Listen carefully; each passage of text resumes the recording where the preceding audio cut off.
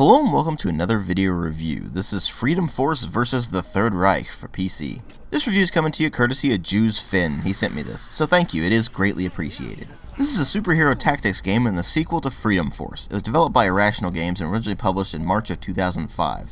And it was pretty well received when it came out, about the same reception that the original Freedom Force got. And if you've watched my review of the original Freedom Force, which I do recommend you do before you watch this, because I'm not really going to tread over the same ground all that much here, you'd know that that was a pretty good tactics game that did quite a lot with its superhero theme. So the question becomes, how does this one compare to the original? And is it worth picking up over the original, or in addition to the original? Well, as far as the presentation goes, it's a bit of a step up from the previous game, mostly in that they took the assets from the original game, made them sharper, cleaned them up a bit, and stuck them into this, made some of the effects nicer. For example, flame effects look much more like flame than they used to, and you have a lot of very bright, colorful things going on here that really do pop out to look like a comic book of the era that they're going for. And the new assets to fit the World War II theme work pretty well, and they're certainly delightfully corny like the rest of the Freedom Force stuff is. That same goes for the sound design. The music is still that corny superhero stuff that you know and love, as well as the voice acting being ridiculously over the top and cheesy and just incredibly charming because of it. And the sound effects are likewise cheesy and ridiculous and charming. And so the presentation, despite looking kind of dated even when it came out, it has so much charm to it that you don't really mind it as much. And the improvements to things like the interface, which is just slightly cleaner, and the slightly sharper visuals give it an edge over the original Freedom Force. But obviously what really matter here are the story and the gameplay, and the story in this is that after the events of the original Freedom Force, the Freedom Force finds itself in Cuba, and suddenly snow appears, so you know it's nuclear winter up to no good. And he's basically doing his usual thing of trying to unleash nuclear war on the world and wipe out all life on the planet, basically. And in so doing, he manages to actually create a issue with the timeline, and you come back to find that the Axis apparently won World War II all of a sudden. So Freedom Force has to go back in time and fix this by fighting the Third Reich and its super-powered supervillains. And from there it becomes a very ridiculous, over-the-top, corny comic book storyline dealing with time paradox crap.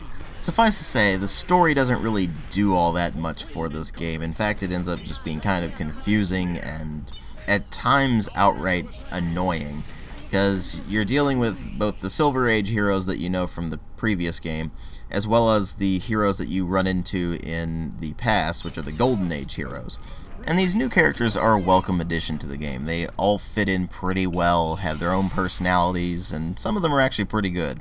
And so you find that the cast of characters is just as good as it was in the original game. It's still corny as hell, of course, but they managed to integrate everything into a cohesive world that actually is pretty consistent with itself. But ultimately, the story and the world really aren't quite strong enough to keep you playing the game. They're certainly decent enough to keep you going if you're already invested, but what's really going to keep you here is the gameplay. Like I've mentioned before, it is a real-time tactics game, and all of the stuff that was in the previous game applies here. You still have all of your various superheroes. You can control up to 4 of them at any given time. You still order them around with the mouse. You still have a variety of moves that you can have them doing. You still gain experience points and can improve your heroes as you go through the game. There's still all of those environmental things you can do where you can pick up vehicles or phone boxes or whatever and fling them at opponents and such like that, or pick up streetlights and smack people in the face with them. All sorts of things like that. But where they changed things up is that they added in some new abilities in keeping with the new characters that they have in here, as well as new player models for doing the custom stuff, and of course improving what was already there. And this is where the game actually becomes better than the original. Mostly because it took some things that were not quite as good in the original game and made them better. For example, the AI. It's just greatly improved over the original game, where your characters actually have much better autonomy than they did in the previous game, where you pretty much had to do everything yourself. Now, you can do most of everything yourself, and that's probably a better idea, but they do have better path finding and just a general sense of self-preservation that they didn't quite have in the previous game. And so what ends up happening is that you can actually leave them to their own devices for a bit while you strategize some more. And that is invaluable in this game, because it's also just as difficult, if not more difficult, than the previous game. And Freedom Force was difficult. It was never really unfair, but it was difficult. And so you would have a constant challenge while you were playing this thing. And that's still present here, and it's very well appreciated, even if the difficulty does get pretty frustrating sometimes.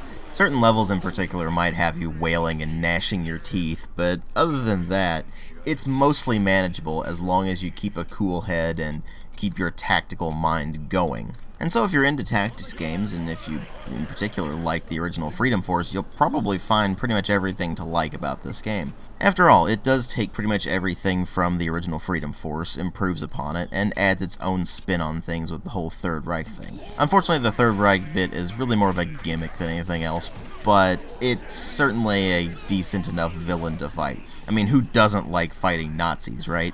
At any rate, Freedom Force vs. the Third Reich is a very solid tactics game. In a lot of ways, it's better than the original, and in some ways, not quite as much, mostly in regards to the plot itself, actually. But, by and large, there is a lot to like here, and not all that much to dislike. I give it a 4 out of 5. Thanks for watching.